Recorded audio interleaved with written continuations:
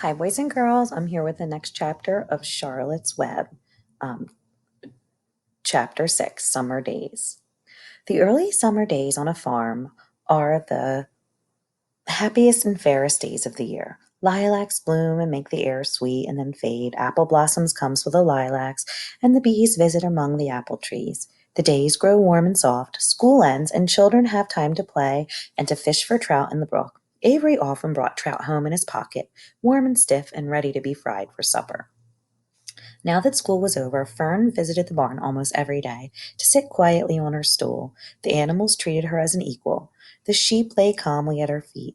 Around the 1st of July, the work horses were hitched to the mowing machine, and Mr. Zuckerman climbed into the seat and drove into the field.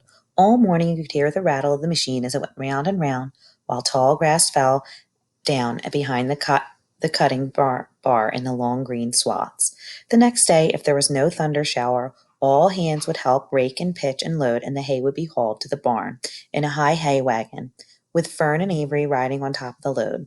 Then the hay would be hoisted, sweet and warm, into the big loft, until the whole barn seemed like a wonderful bed of timothy and clover. It was fine to jump in and perfect to hide in, and sometimes Avery would find a little grass snake in the hay and would add it to the other things in his pocket. Early summer days are jubilee time for birds. In the fields, around the house, in the barn, in the woods, in the swamp, everywhere love and songs and nests and eggs.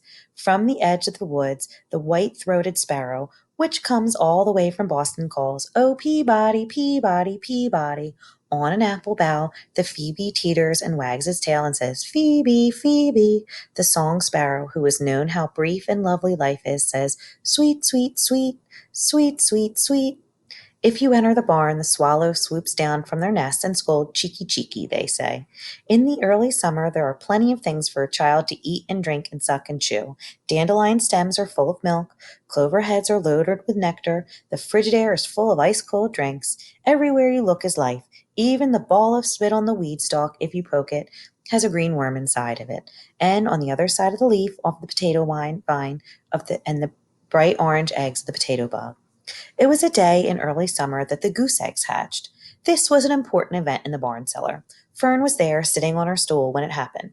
Except for the goose herself, Charlotte was the first to know that the goslings had at last arrived. The goose knew a day in advance when they were coming because she could hear their weak voices calling from inside the egg. She knew they were in a desperately cramped position inside the shell and were most anxious to break through and get out, so she sat quite still and talked less than usual. When the first gosling poked its gray-green head through the goose's feather and looked around, Charlotte spied it and made the announcement. "I am sure," she said, "that every one of us here will be gratified to learn that after 4 weeks of unremitting effort and patience on the part of our friend the goose, she now has something to show for it. The goslings have arrived. May I offer my sincere congratulations?" "Thank you, thank you, thank you," said the goose, nodding and bowing shamelessly. "Thank you," said the gander. "Congratulations," shouted Wilbur. "How many goslings are there? I can only see one." "There are 7," said the goose. "Fine," said Charlotte. "7 is a lucky number." "Luck had nothing to do with it," said the goose. "It was good management and hard work." At this point, Templeton showed his nose from his hiding place under Wilbur's trough. He glanced at Fern and then crept cautiously towards the goose, keeping close to the wall. Everyone watched him, for he was not well liked and not to be trusted. "Look," he began in a sharp voice. "You say you have 7 goslings. There were 8 eggs. What happened to the other egg? Why didn't it hatch?" "It's a dud, I guess," said the goose.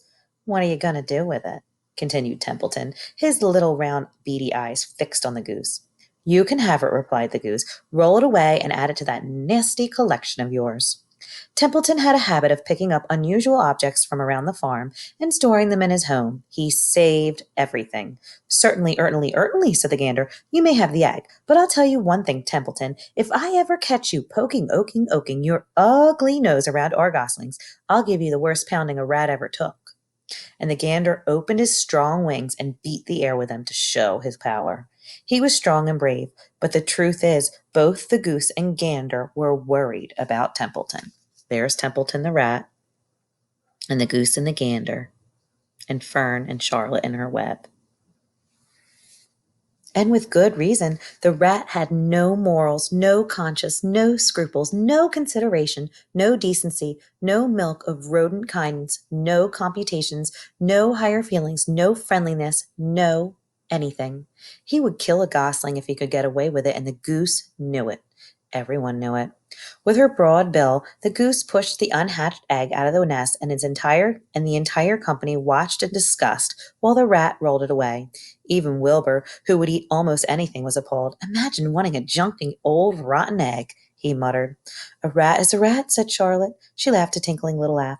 "But my friends, if that ancient egg ever breaks, this barn will be untenable." "What does that mean?" asked Wilbur. "It means nobody will be able to live here on account of the smell. A rotten egg is a regular stink bomb." "I won't break it," snarled Templeton. "I know what I'm doing. I handle stuff like this all the time." He disappeared into his tunnel, pushing the goose egg in front of him. He pushed and nudged until he succeeded in rolling it in his lair under the trough. That afternoon, when the barn had died down and the barnyard was when the wind had died down and the barnyard was quiet and warm, the gray goose led her 7 goslings off the nest and out into the world. Mr. Zuckerman spied them when he came in with Wilbur's supper. "Well, hello there," he said, smiling all over. "Let's see. 1, 2, 3, 4, 5, 6, 7. 7 baby geese. Now, isn't that lovely?" And chapter 7 is called Bad News. And we'll read that next time. All right, I hope you enjoyed that chapter, boys and girls. Bye.